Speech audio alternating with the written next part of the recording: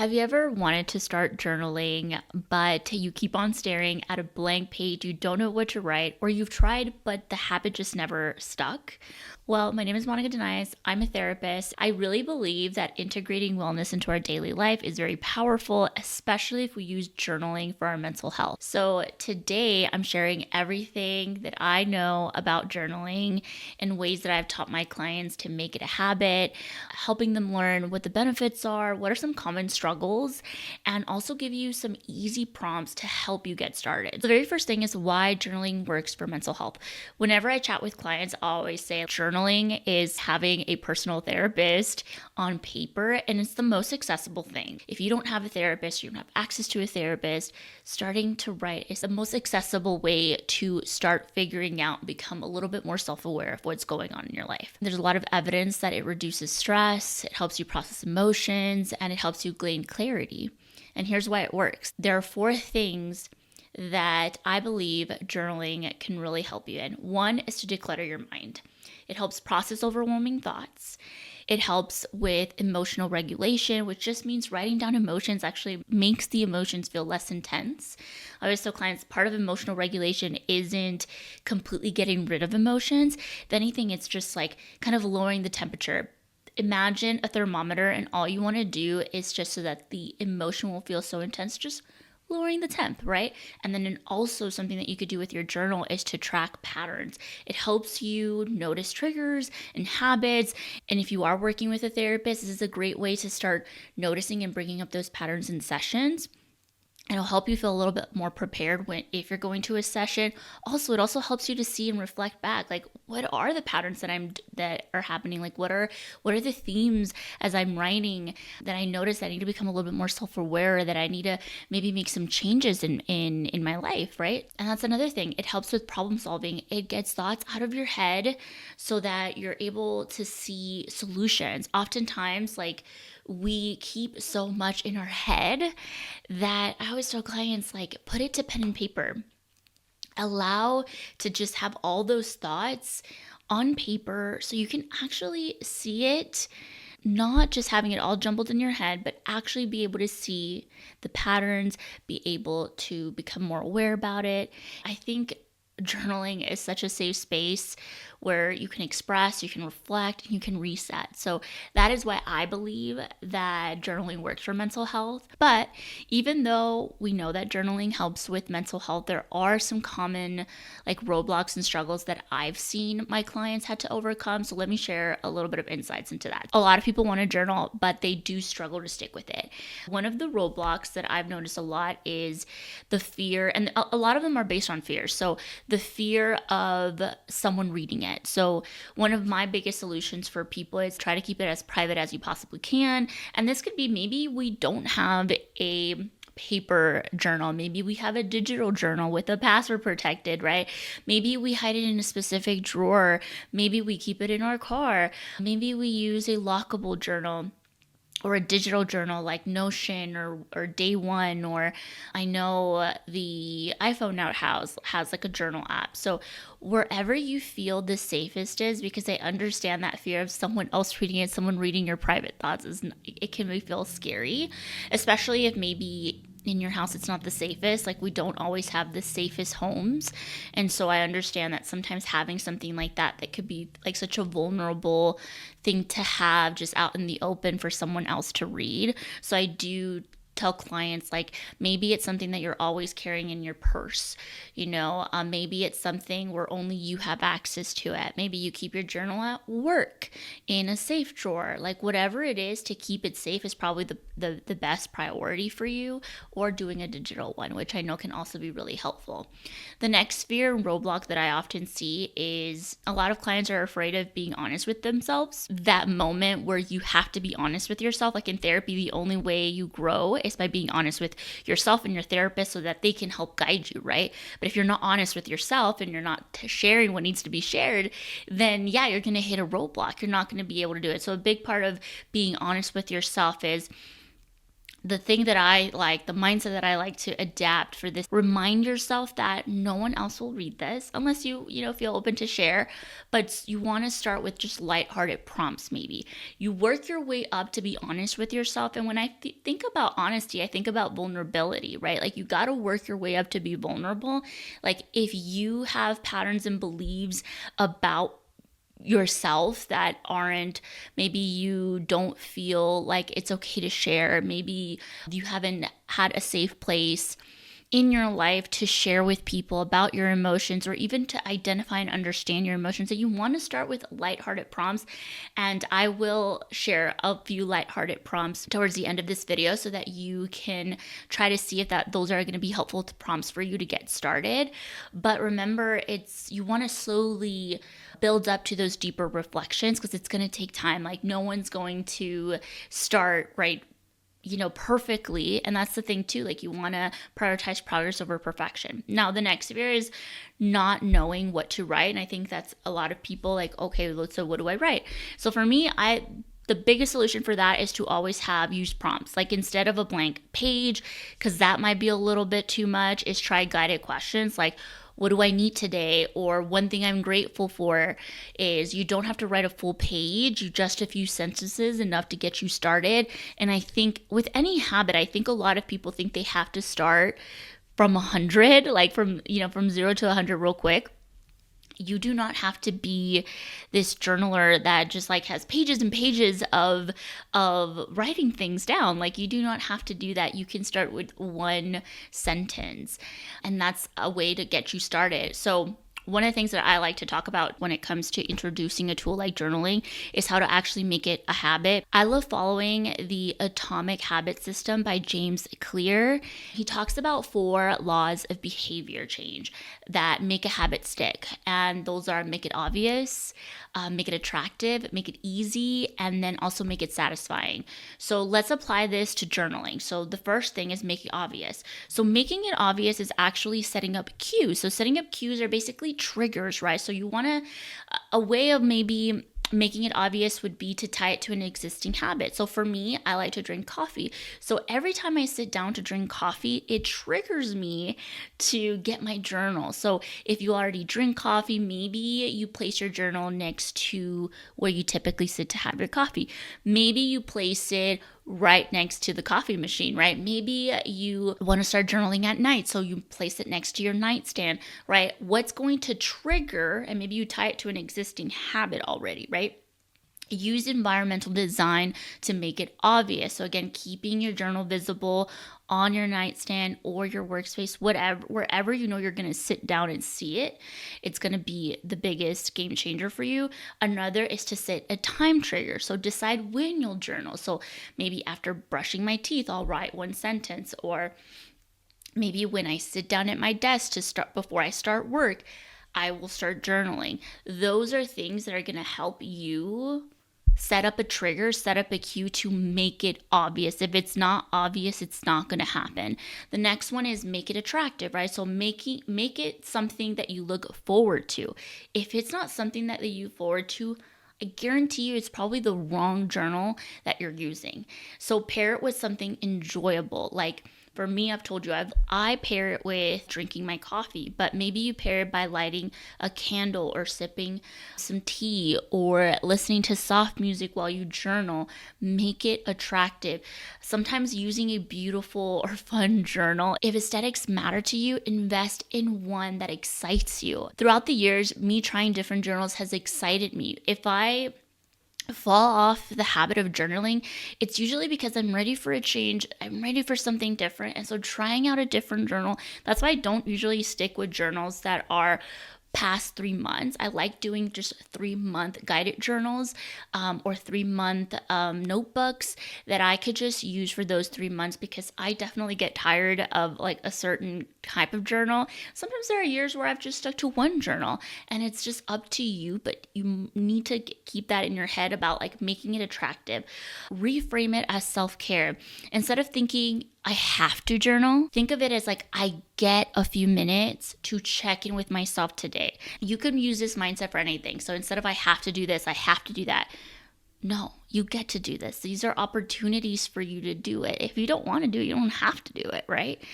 And the more that you tell yourself that you should be doing it or have to doing, the more pressure that it's going to feel.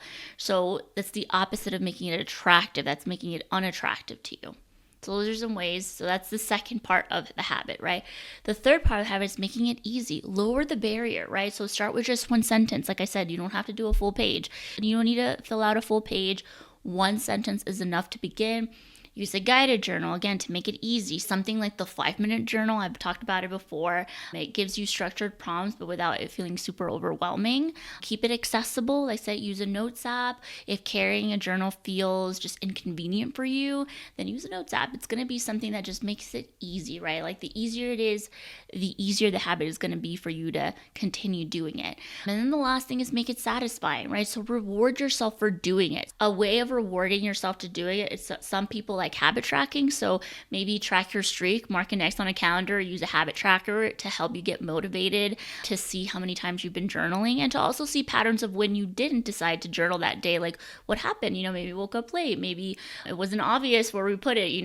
I think really tracking our habits is really key to getting information and using that data, not to bully ourselves, but to see the data and using it to our advantage to see what needs to be changed. Acknowledge the benefit, right? So after journaling, take a deep breath. How did you feel? Just like notice how you feel. How did your body feel after journaling? If it didn't feel good, again, maybe we're still working our way to making this a good habit, right? A good feel habit, right? Sometimes, again, those fears that are attached to it may make us not feel so good about the habit that we're doing. So ending it with a positive note to make it satisfying is to write something uplifting at the end of each entry. One thing that I love about the journal that I use is that at the end it says what was like my favorite memory of the day, and I like that because it puts me in the positive. It doesn't put me in the negative mindset of things. Pro tip for any habit is to never miss twice. If you skipped a day, that's fine. We all make mistakes and we're all gonna have off days, but if you skip a day, just start again the next day, no guilt. Or if you missed your morning one, do your night one. That's what I always give myself grace to. Like the whole point is this is not something that should feel like work. It should feel like something that gives something back to me or allows me to unwind for the day. Like there's a positive benefit to it. If it doesn't feel positive, then maybe journaling is not the skill or the coping skill that you need to be using. Maybe there are other things, and there's like a plethora of other coping skills that we can use. Journaling doesn't have to be hard. With the right system in place, it can become a natural part of your routine. So I love it. Some just other tips, it's like pairing it with an existing habit. Like I said, journaling after morning coffee or before bed. Start small, like even just one sentence a day counts. Use a journal that excites you again, a pretty notebook, digital journal, or a guided journal.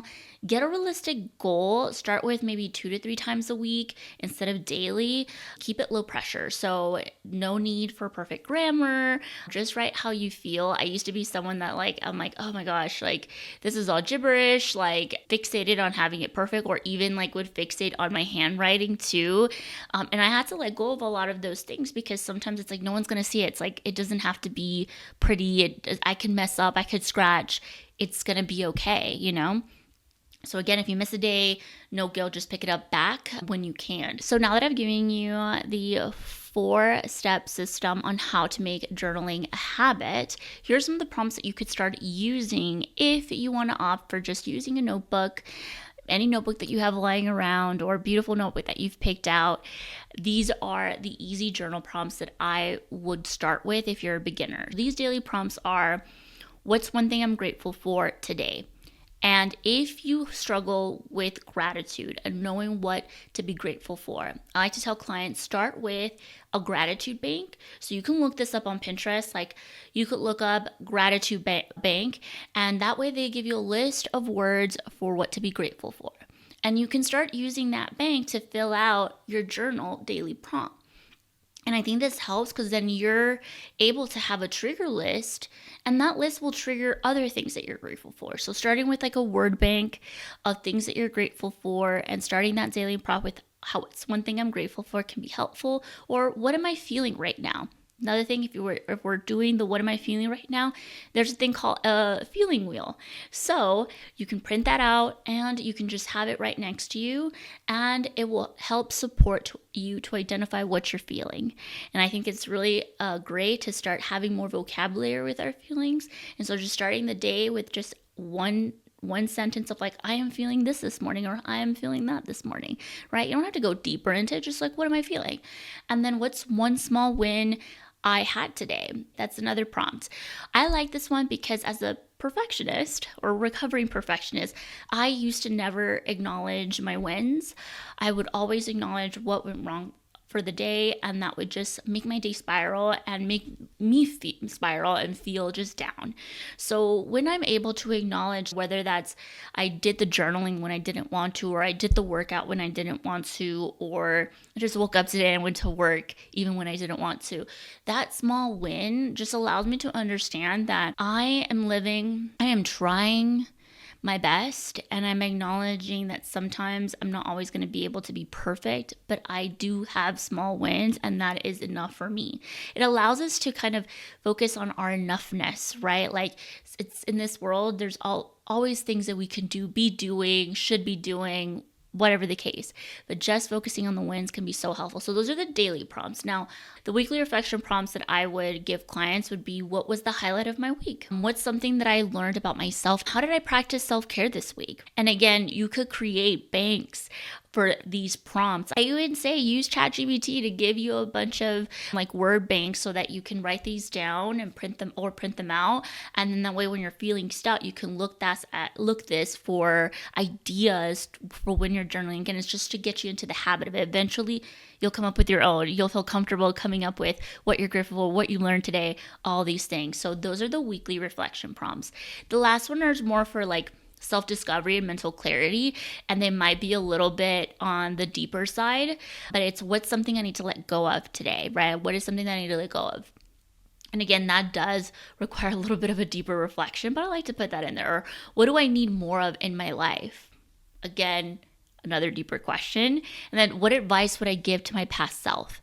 Sometimes journaling can be just when you need it the most, right?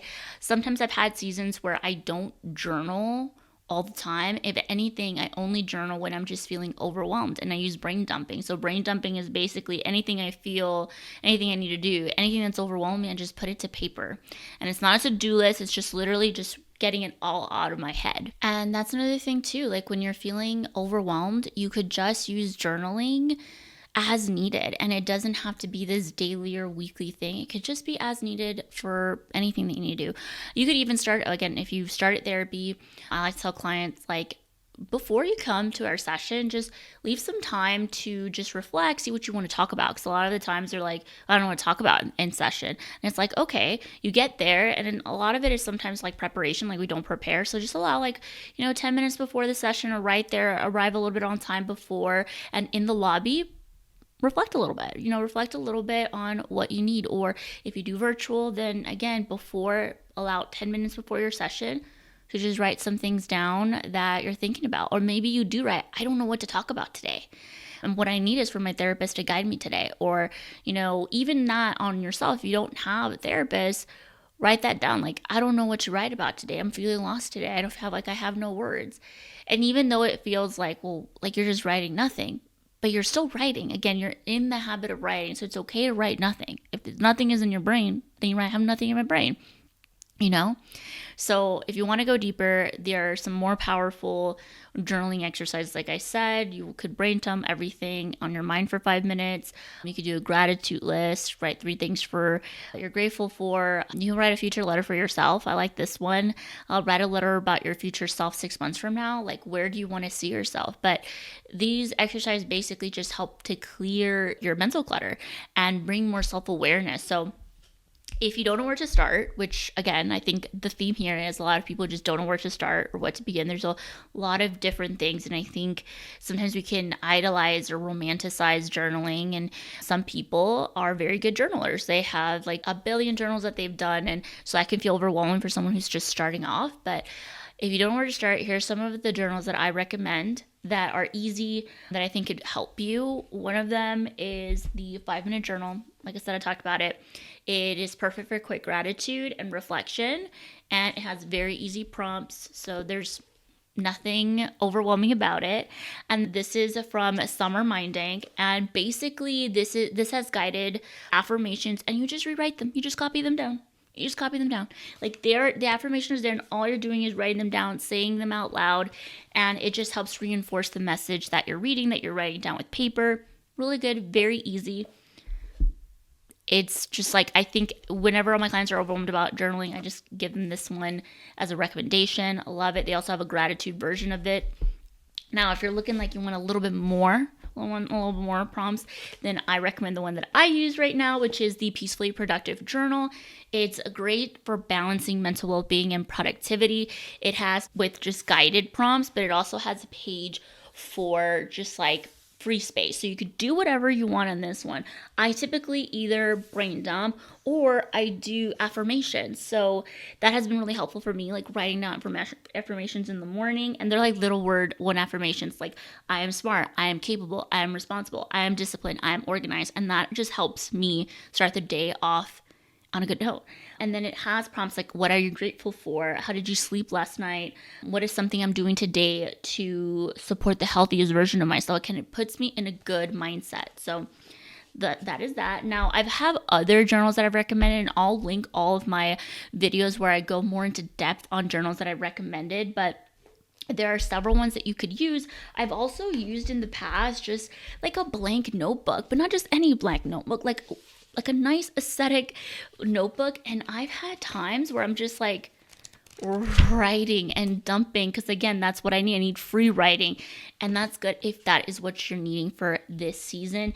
And then there again, like there's just so many journals that I've used this one too. It's called Sad to Savage, and it does like, what am I grateful for, and then I am. So I've actually learned from other journals that had prompts, and I've used those prompts in my free writing. There's another one. This is called the Whole Self Journal by Reflection Digest, and this one is definitely more for deeper reflection, because it does have more of those like deeper questions to ask yourself that I think could be also helpful if you are just trying to understand yourself better. Like one of the questions are 3 ways to prioritize rest and relaxation in my daily routine. So it makes you think, or if my day was filled with happiness from morning till night, what would that day look like, right? So it really gets you thinking, and I really like this one. So those are all the recommendations that I think could be really good. They range from, again, beginner friendly to, okay, like medium. You know, I say a blank journal can be tough if you make it if you in your head go into the mindset thinking that it has to be a certain way. So roll back, make it the way that makes sense for you and that supports you in this season. Journaling is not about being perfect. It's about creating a space for yourself to reflect and to grow. Start small, be kind to yourself, and remember that there is no wrong way to journal. Let me know in the comments, do you journal? If not, what's stopping you? And then also, if you want more journal prompts, like maybe a specific theme, maybe I could do a video on specific themes. I have done one for anxiety, so you could check that out. I can create also a free guide for you guys. So if you found this helpful, don't forget to like, subscribe to the channel. Thank you guys so much for watching the rest of this video, and I will see you in my next video.